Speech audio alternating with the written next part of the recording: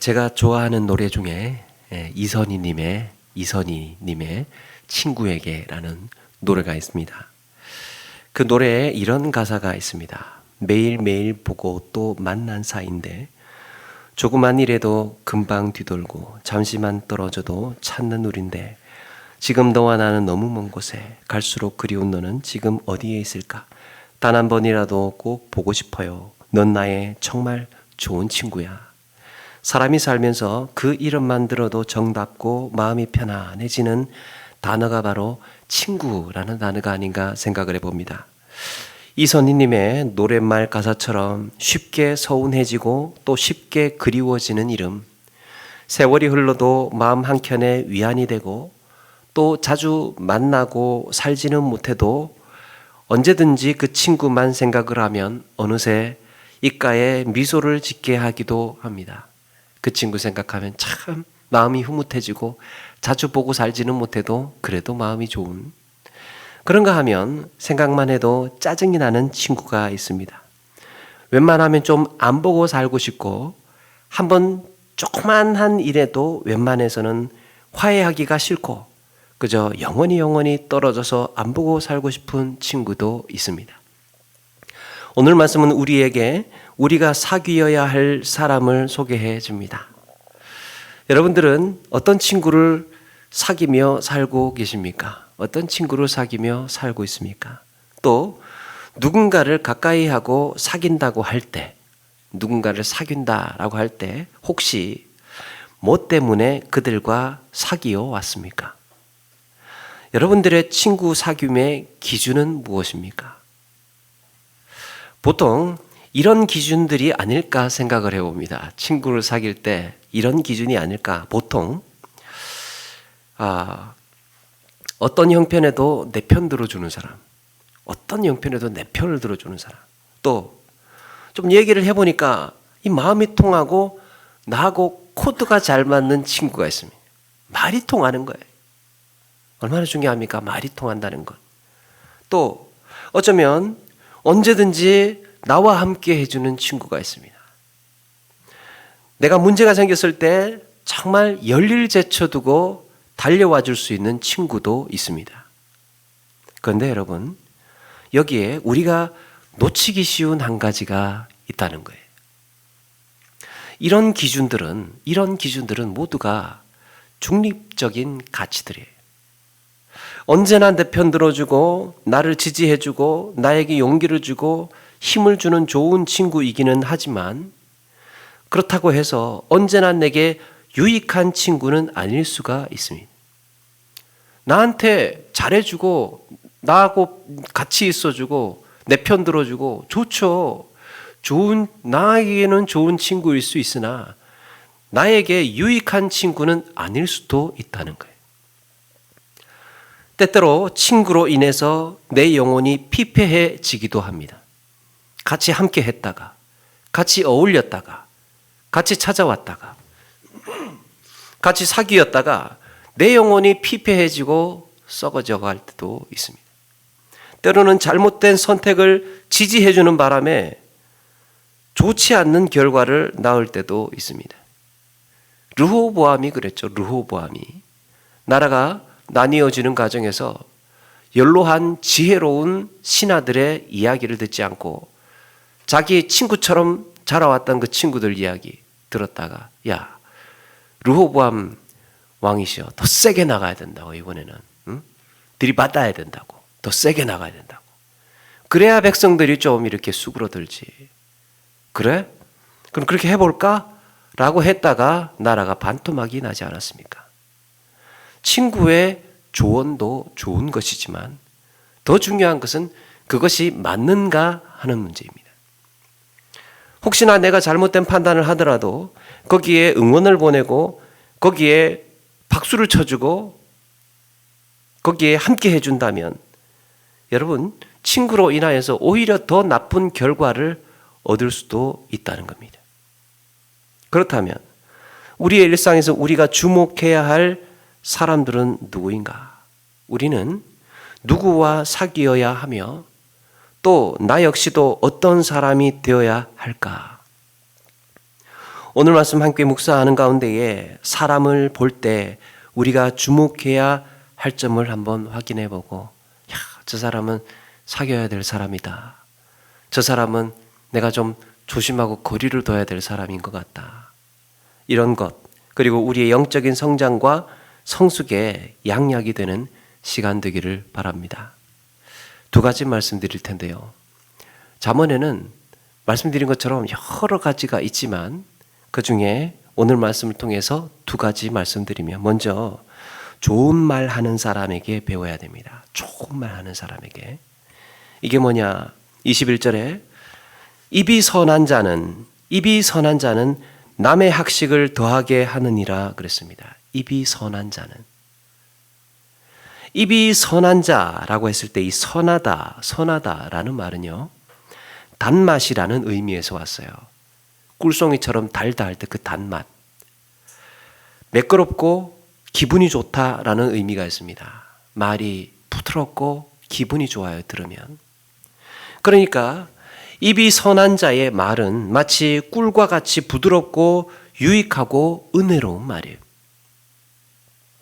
그냥 듣기 좋으라고 하는 입에 발린 말이 아니고, 그 말을 듣고 있으면 정말 내 마음에, 내 영혼에 힘이 되고 양약이 되는 겁니다.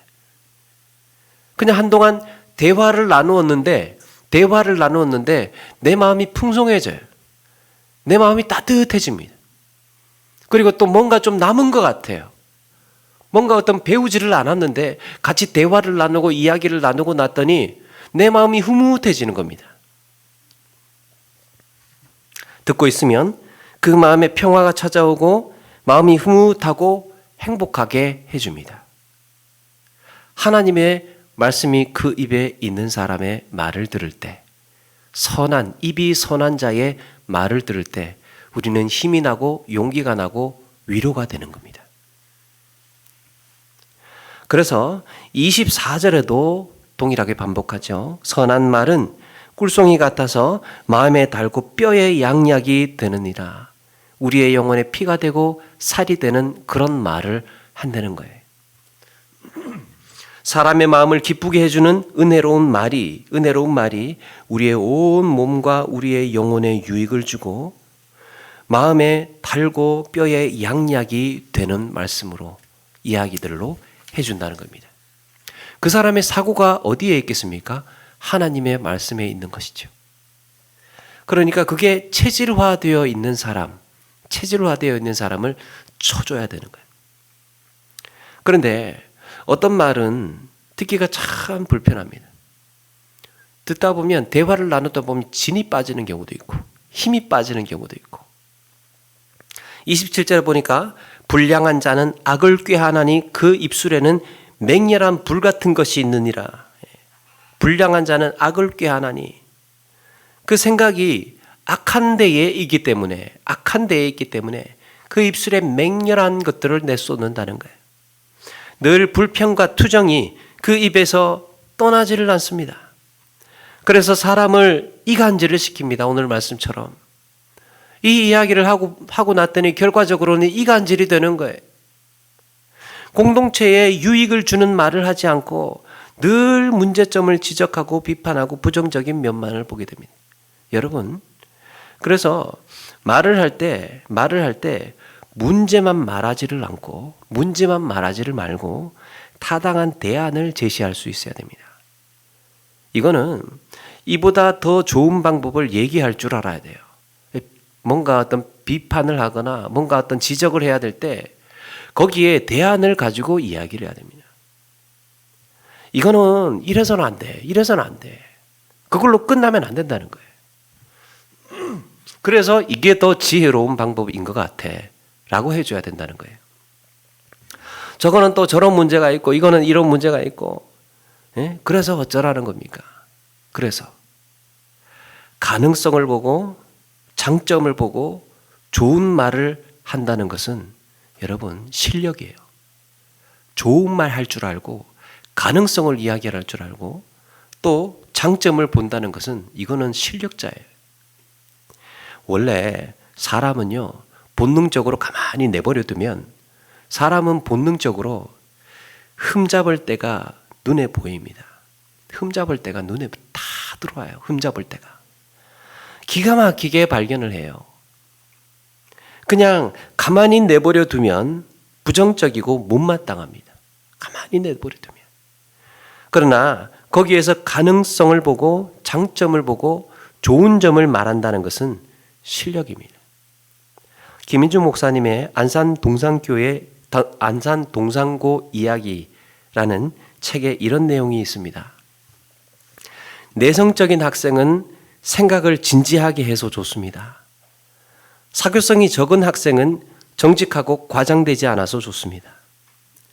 소심한 학생은 실수가 적고 정확해서 좋습니다. 질투심이 많은 학생은 의욕이 넘쳐서 좋습니다. 말이 많은 학생은 지루하지 않아서 좋습니다. 자신감이 없는 학생은 겸손해서 좋습니다. 직선적인 학생은 속정이 깊어서 좋습니다. 여러분, 우리가 사람을 볼 때 어디까지 보느냐? 내성적인 것, 사교성이 적은 것, 소심한 것, 질투심이 많은 것, 말 많은 것, 자신감이 없는 것, 직선적인 것, 그냥 형편없는 사람들만 보이는 거예요. 그런데 그 다음을 볼 줄 알아야 된다는 거예요. 그래서 어쨌다는 거예요. 그래서 그 사람과 어떻게 하자는 겁니까? 그 사람과 함께 동행하고 그 사람과 함께 있어야 하고 하나의 공동체로 살아가야 하려면 그 사람이 좋은 점을 볼 줄 알아야 되는 거죠.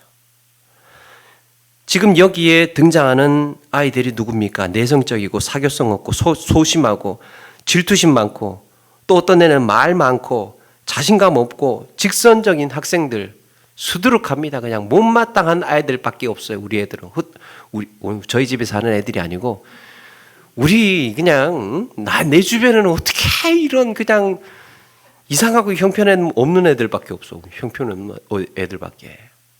그런데 시각을 조금만 다르게 해서 보니까 정말 가만히 보니까 참 내 곁에는 진지한 학생이 있고 과장하지 않는 학생이 있고 또 정확한 일 처리를 정확하게 하는 학생이 있고 의욕이 넘쳐 흐르는 학생이 있고 겸손한 친구도 있고 속정 많은 학생도 있고 지루하지 않게 말을 재밌게 해주는 분위기 메이커도 있고 있더라는 거예요.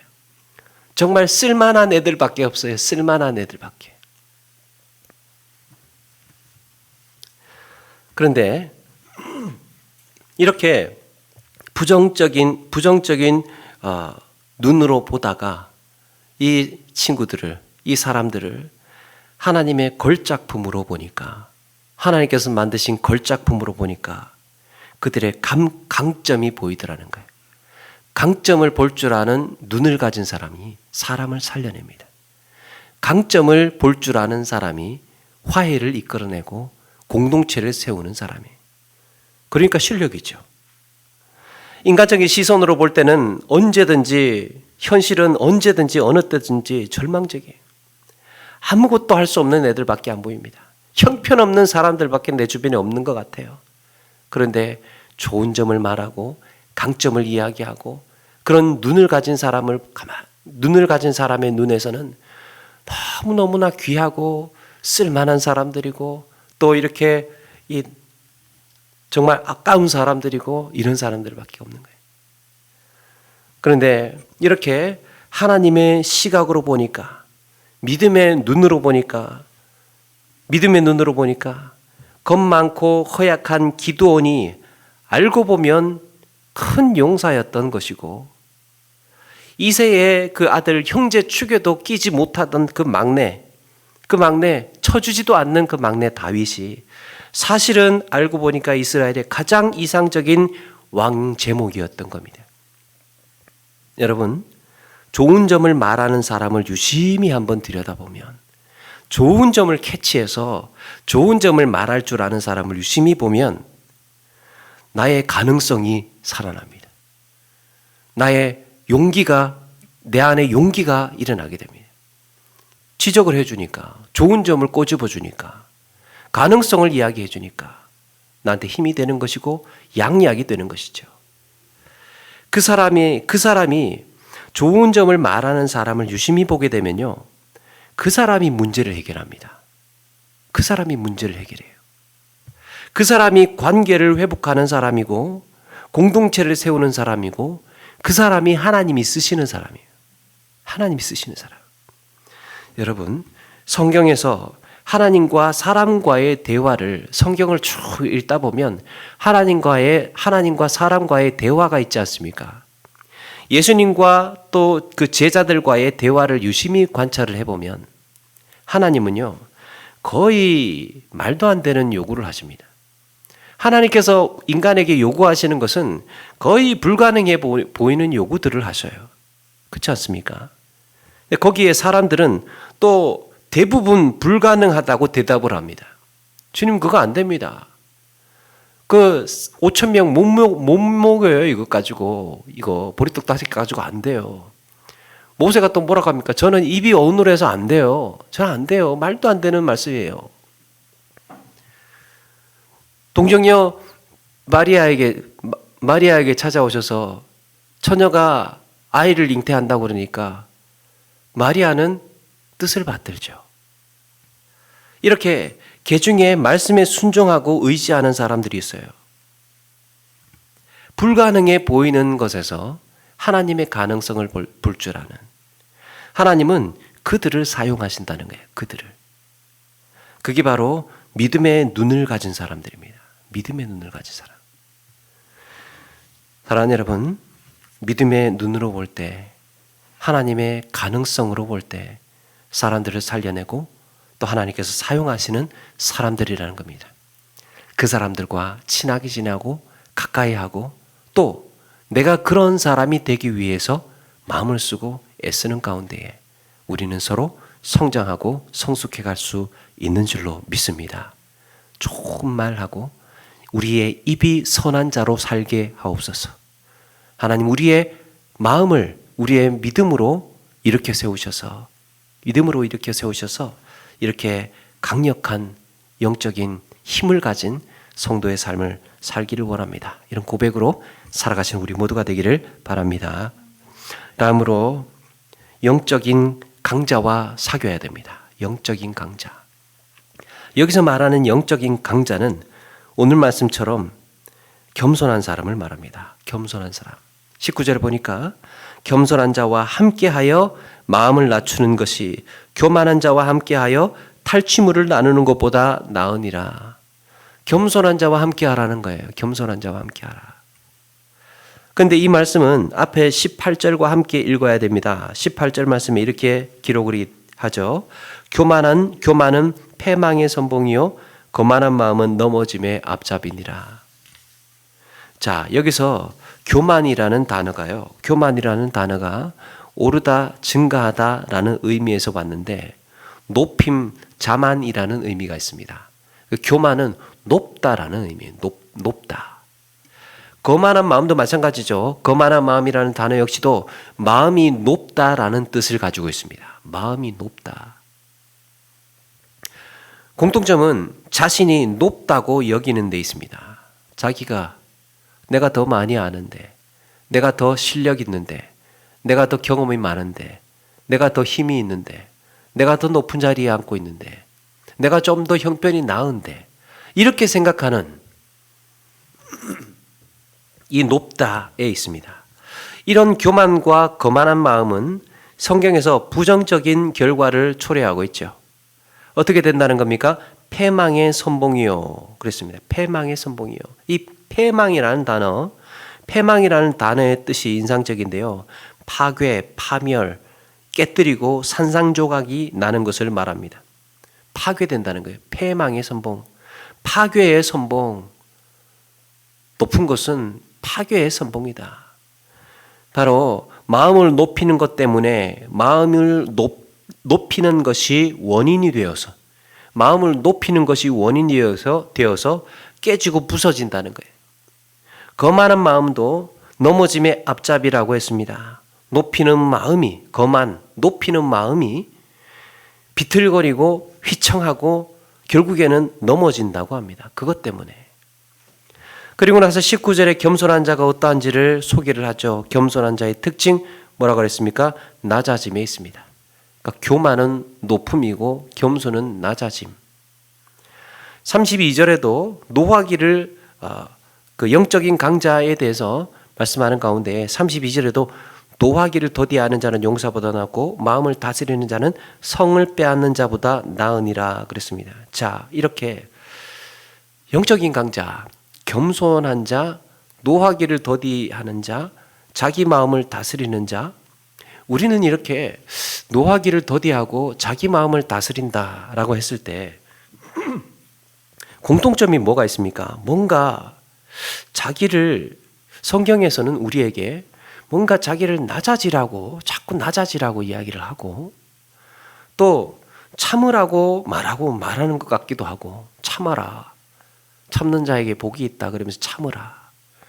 또 뭔가를 자꾸 내려놓아라. 또 절제하고 스스로 엎드리라고 말씀하는 것처럼 들립니다. 그리고 성경에는 이와 유사한 말씀들이 매우 많이 등장을 합니다. 낮아져라, 물러나라, 양보해라, 배려해라, 참아라, 인내해라, 낮추어라. 이렇게 자꾸 우리의 뭔가 어떤 힘을 빼고 낮추고 자꾸 이렇게 우리를 연약하고 허약한 존재로 이렇게 만들어가는 듯한 느낌을 받게 됩니다. 자, 그렇다면 성경은 왜 우리에게 낮아져라, 물러나라, 내려놓아라, 양보해라, 참아라 라고 하면서 왜 연약해 보이고 무기력해 보이고 손해보는 자리로 계속해서 가라고 말씀을 할까? 그냥 지는 게 이기는 거야 하면서 정신 승리하라고 하시는 걸까? 지는 게 이기는 거야. 그런 말 있잖아 하면서 그냥 정신 승리하라고 하시는 말씀인가? 실제로 어떤 경우에는요, 너무나 말씀에 순종을 잘하셔서 그저 그냥 무조건 한평생 겸손하게만 사시는 분들이 간혹 있습니다.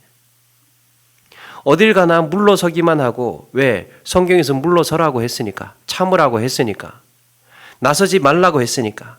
그래서 빛도 없이 이름도 없이 그냥 양보하고 무조건 내려놓고 자기 힘 빼고 자기 주장 한번 못하고 여기에만 집중하는 경우가 있습니다. 그런데 여러분, 거기에만 그치고 산다면, 거기에만 치우쳐서 산다면 어떻게 되는 줄 아십니까? 어딘가 모르게 주눅이 들어 보입니다.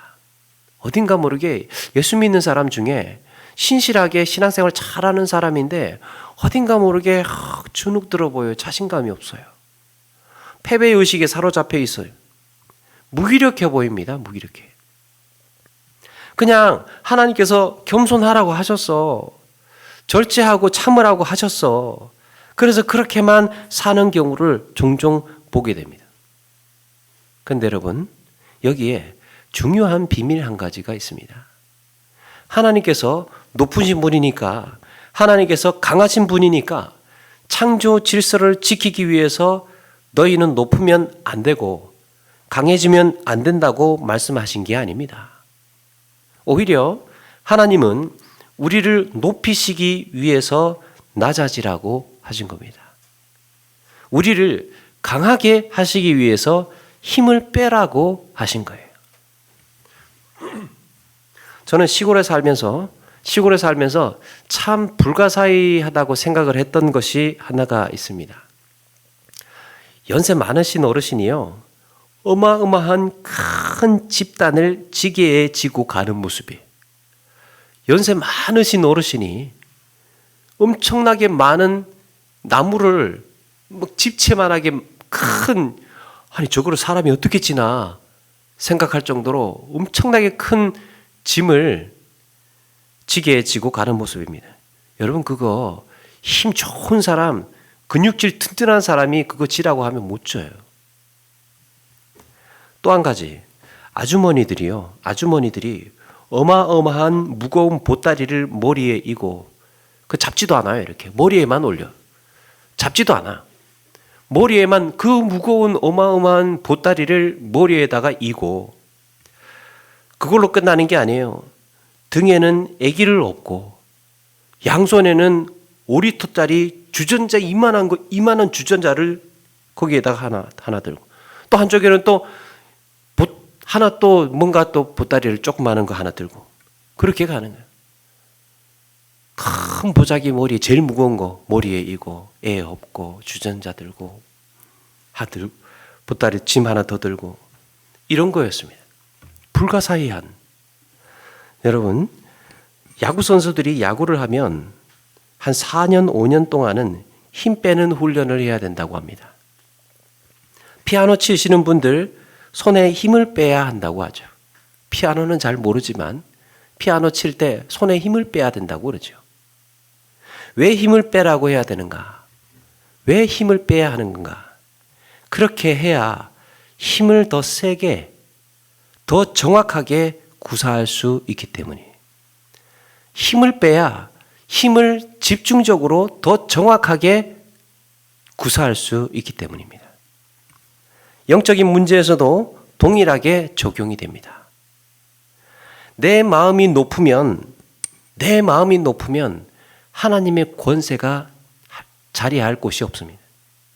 내 마음이 높으면 하나님의 높임, 하나님의 권세가 자리할 수가 없어요.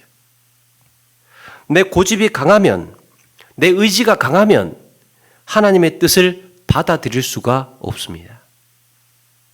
마치 두 염소가 목줄을 매고 양쪽 끝에서 서로 먹겠다고 팽팽하게 힘겨루기를 하고 있는 것처럼 그저 내가 원하는 방향으로, 내가 알고 있는 대로, 내 감정이 시키는 대로 하나님께서 나와 함께 하실 이런 여지가 없는 거예요. 그래서 내 힘을 빼야 되는 겁니다. 내 힘을 빼야 하나님이 높으신 줄 알고, 내 힘을 빼야 하나님께서 나를 통하여서 일하실 수 있는 거죠. 고린도후서 12장에 이렇게 말씀합니다. 사도 바울이 놀라운 비밀을 깨달았는데요. 그가 자기가 몸이 아픈 것 때문에 3번을 기도를 열심히 했다고 그러죠. 그러니까 응답이 왔어요. 뭐라고 왔습니까? 내 은혜가 네게 족하도다. 이는 내 능력이 약한 데서 온전하여 짐이라 하신지라. 하나님께서 우리를 약하게 만드시는 것이 목적이 아니에요. 하나님께서 우리를 허약하게, 무기력하게, 너 힘 빼, 너 낮아져, 너 내려놔, 이게 목적이 아닙니다. 그 다음이 문제예요. 그 다음이. 그래야 나의 능력이, 그래야 내 능력이 너 안에서 온전해지기 때문이다. 너의 힘을 빼야 내 능력이 너를 통하여서 온전해지기 때문이다. 그리스도의 능력이, 하나님의 능력이 우리 가운데 힘을 발휘하기 위해서는 쓸데없는 내 힘 빼야 된다는 거예요. 사랑하는 여러분, 우리가 겸손하고 내려놓고 낮아지고 물러서고 양보하고 절제하고 마음을 다스려야 하는 이유가 바로 거기에 있습니다. 하나님께서 나를 다스리시도록, 하나님께서 나를 통하여서 힘을 발휘하시도록, 하나님께서 나를 통하여서 능력을 행사하시도록. 그러니까 바울이 뭐라고 합니까? 그러므로 도리어 크게 기뻐함으로 나의 여러 약한 것들에 대하여 자랑하리니 이는 그리스도의 능력이 내게 머물게 하려 함이라. 내가 약한 것이 오히려 이게 나한테 장점이었구나. 약한 것이 나한테 능력이었구나. 깨달은 것입니다. 내려놓는 이유는 더 많은 것, 더 무거운 것, 더 가치 있는 것을 들기 위해서예요. 내려놓는 이유는 더 크고 더 가치 있는 것을 내가 들기 위해서 내려놓습니다.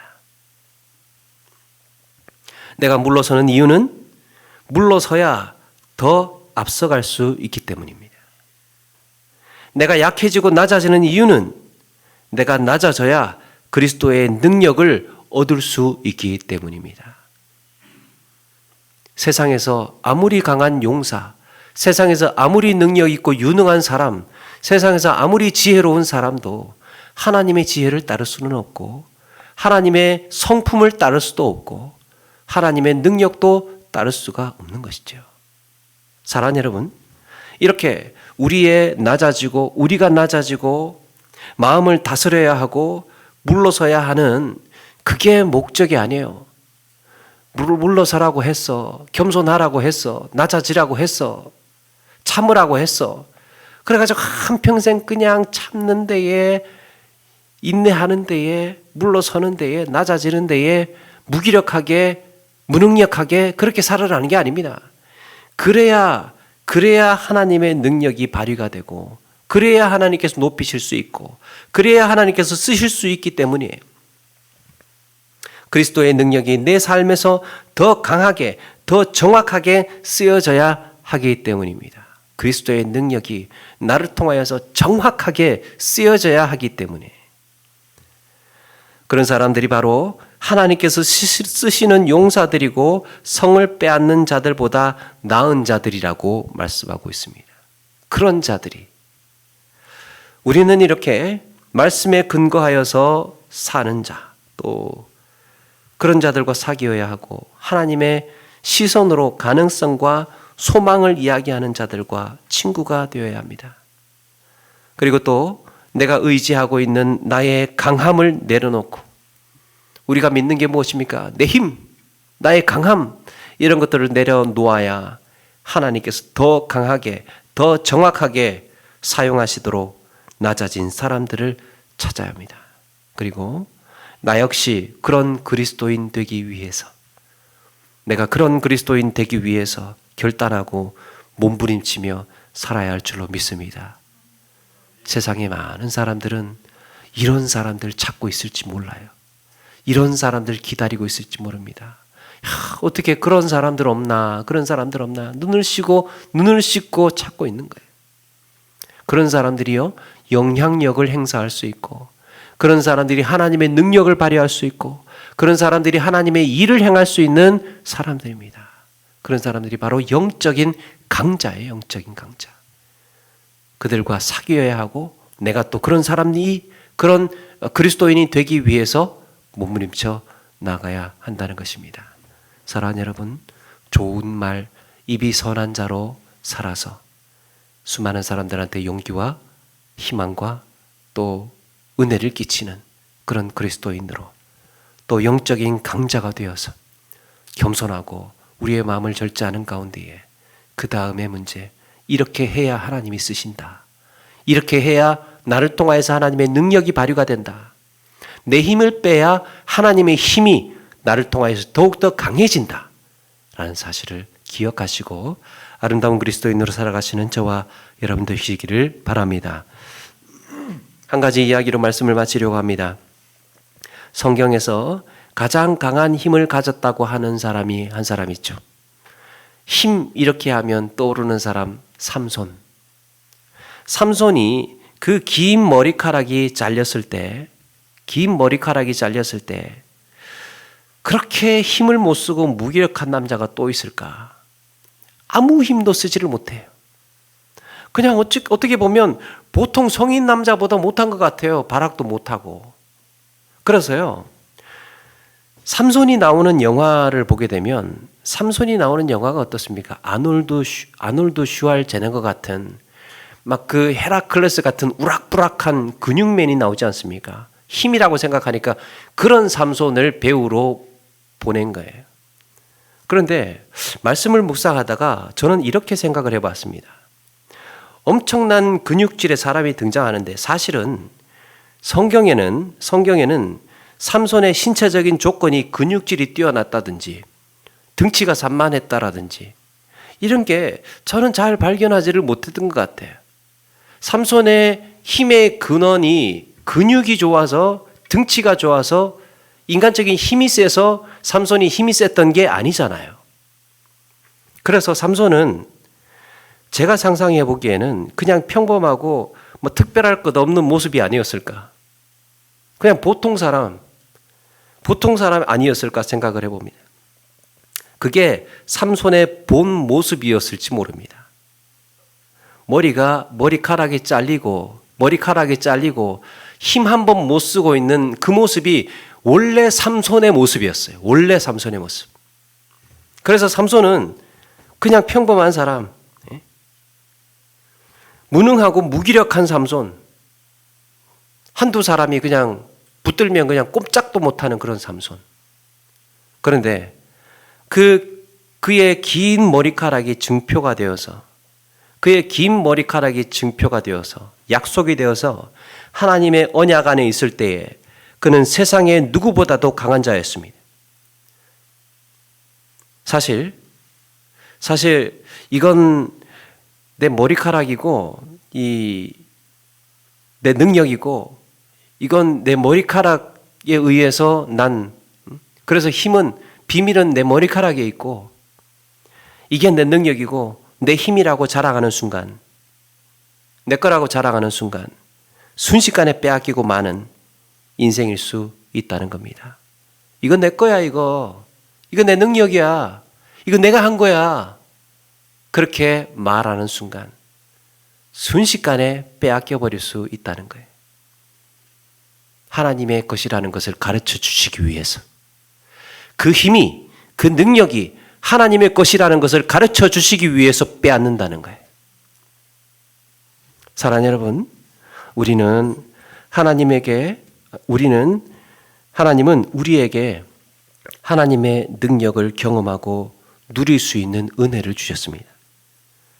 하나님께서 우리를 겸손하게 만드시고, 우리를 약하게 만드시고, 우리를 물러나게 하시고, 우리를 아무것도 없는 자로 만드신 이유는 하나님께서 부어주시기 위해서, 하나님께서 그에게 능력을 주시기 위해서, 하나님의 놀라운 역사를 경험하도록 하시기 위해서 우리를 그렇게 만들어 놓으셨다는 겁니다.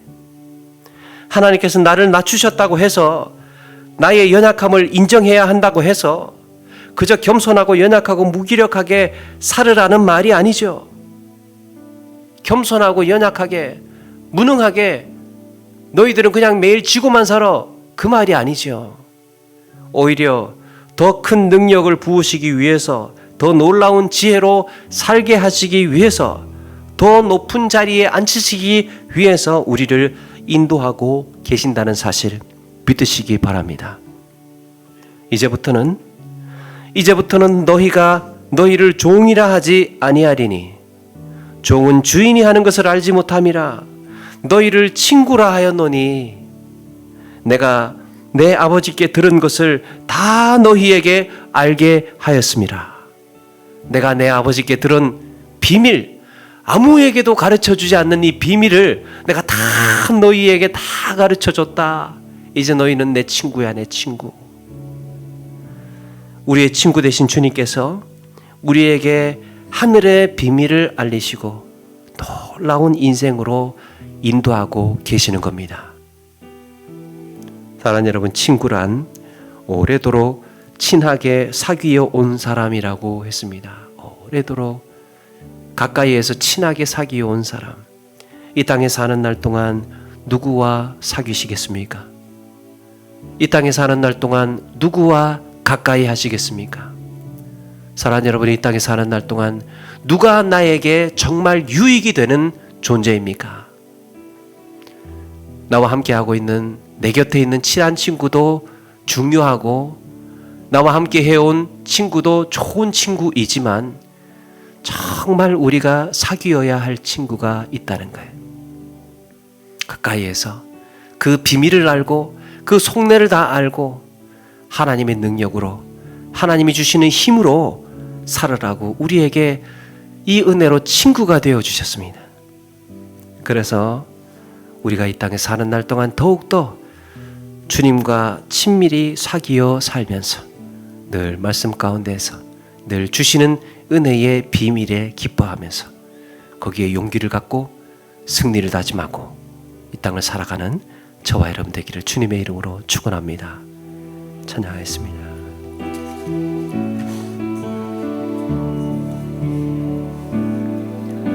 주 사랑이 나를 숨쉬게 해